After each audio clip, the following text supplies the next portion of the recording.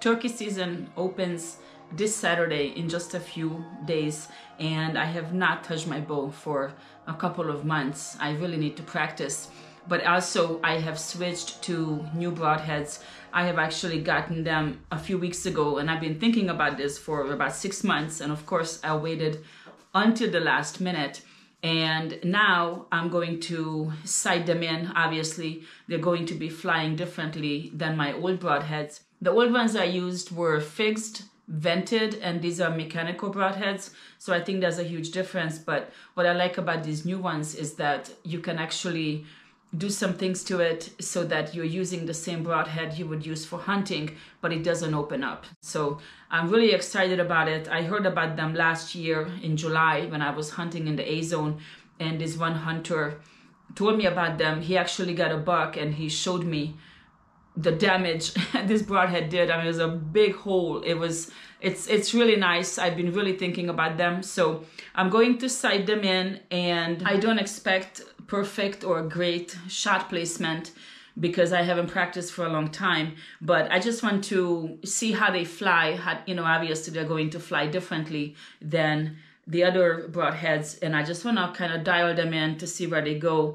And as long as they're going in the right direction and the right spot on the target, I'll be happy with it. And then I can practice every day just to make sure that I have a tight group and just go with that. This is actually on my property that I just bought 6 months ago. So I'm very happy about this. This is just below my house, and it's the first time I'm using this area, but this will be my future archery range. And I just need to do a little cleanup and some final touches on it. That's a big pile of wood I need to burn first, and then just set up some markers, and that will be basically it.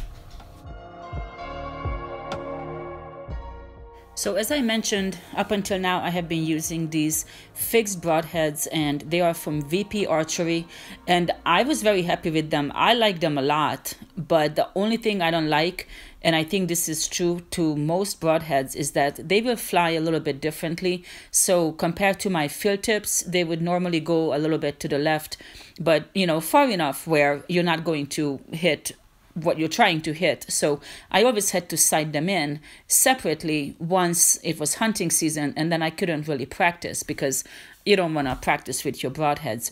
So these new ones, these are mechanical blade, and as you could see, they can move around either direction. They actually are able to pivot around a bone or something and then go back to its course. At least that's what they're saying. So we'll see how that will work out.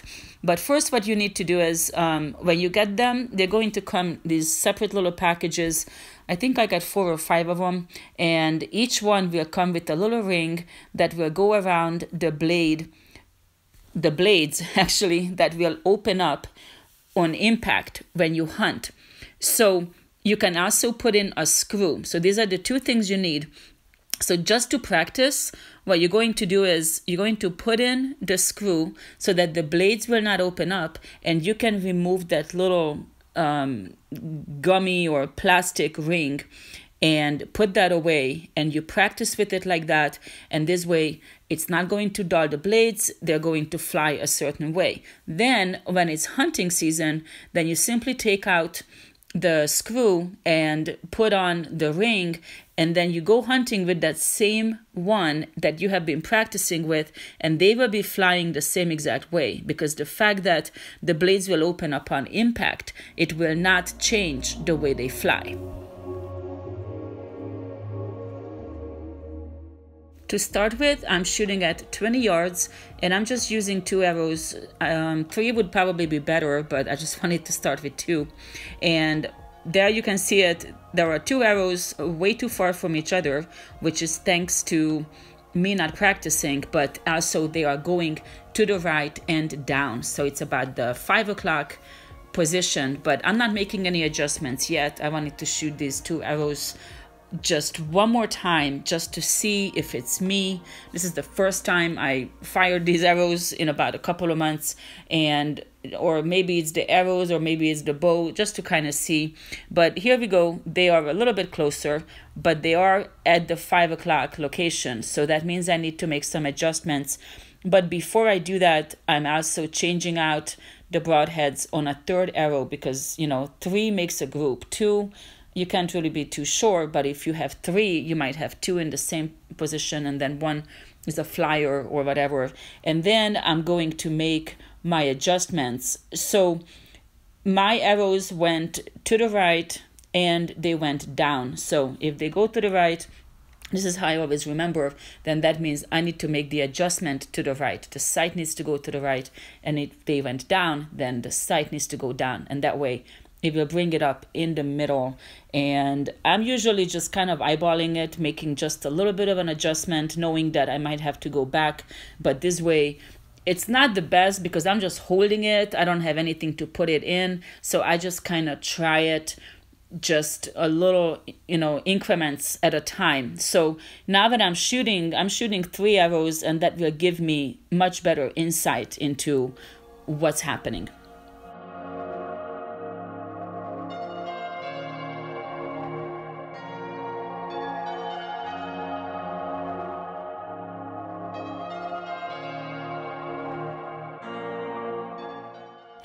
So like I said, the 3 arrows make it easier to see.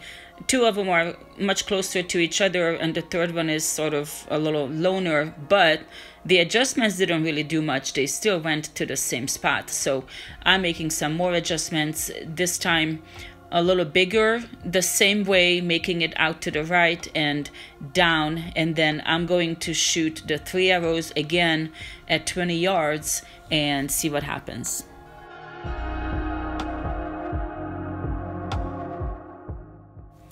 This is still at 20 yards, 3 arrows, my third group, and now it looks much better. There is that one flyer. I really should start numbering my arrows because I don't know if it's the same one or not, but that looks better. So I'm taking my target up to 30 yards. Of course, my groups are not tight at all, but I don't care about that at this point, and they're just going to get bigger and bigger as the distance increases, but that's okay. I want to see what happens. So this is 30 yards, and this is actually not so bad. I'm glad I don't have to make any adjustments to the individual pins, just to the overall sight. So I have moved my target up to 40 yards just to see what happens. I just, you know, want to get this over with before the sun goes down, and just dial it in so that at least it goes in that general area.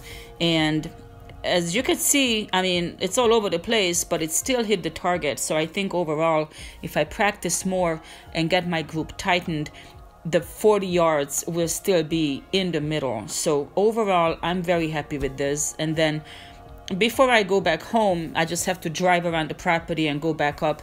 I'm just shooting a few arrows at 20 yards just to kind of see how it is. And I'm expecting it to look a lot better than it did first. You know, just practicing. I basically have shot, I don't know, what, 15 arrows or something, you know, 15, 20. I don't want to overdo it. See what happens. And then I'll be back here the next day and the following day to practice. Not bad at all. I don't know if you could see it, but 2 arrows actually went in the same exact spot. And then there's the third one again. And I just need to maybe look at this video one more time, or just start paying attention to which arrow is the flyer. They have different colors, so I really should have paid attention, but that's okay. I'm happy. I think mission accomplished for now. So I'm just going to pack up. I actually had to drive down here because I brought my table and everything, and it would have just been too much of a hassle to come down on that slope. But I'm really excited. I mean, I can have my own archery range. If we do some work on the property, I can have maybe 50, maybe even 60 yards of a clear shot. So I can actually have, you know, friends come over and everything. That's my well. I actually have a private well. So that's also a new thing for me. And I'm going to do a lot of things in this area here. And then I have no excuses but to practice every single day. So turkey season is starting this Saturday, and then we'll have about a month to chase after 3 turkeys. And then in July, I'm going to start hunting in the A zone for deer. With my archery tag, I always get one now. It's a good one to have because you can go hunt anywhere. And then August, September, October, I will be in D7. An interesting thing, this is kind of silly and funny. Up until now, I thought you could only get one turkey per season. I knew you could get 2 in the fall, but I thought it was just 1 in the spring. And turns out in California, you could actually get 3 turkeys, and you can only have 1 a day, which is not a problem. But what happened was, when you look up the regulations on your mobile, you know, your cell phone, it's narrow, so you can only see so much. You're supposed to kind of swipe to the side to see everything, and I have never done that. Somebody in one of the local hunting group actually asked the question, and people were saying it. I was like, oh my gosh. Last year, I got my turkey with my bow. That was my first archery turkey. And I got it on the first day of my hunting, in the first 20 minutes. And I thought I was done. I didn't even hunt anymore. And I could have gotten some more because those turkeys were all over. So I'm very excited for this turkey season. I can have more than 1 chances. Hopefully I get at least 1. That's all I hope for. So thank you so much for watching. If you have any comments or anything, just let me know. I know my form is not perfect. I know I'm not really doing such a great job, but you know, with what I have and for how long I've been doing it, I'm pretty happy with it, and I'm learning. But any constructive criticism, I will definitely appreciate. Thank you so much once again, and I will see you next time.